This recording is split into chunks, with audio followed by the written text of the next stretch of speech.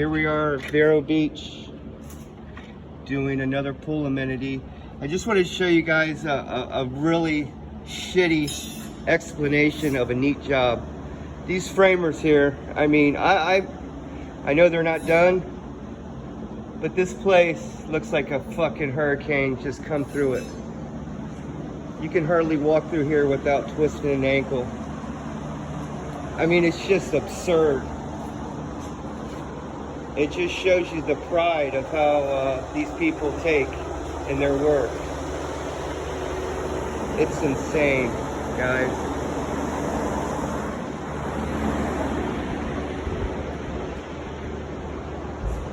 Just piles of shit everywhere. Don't worry about the trades.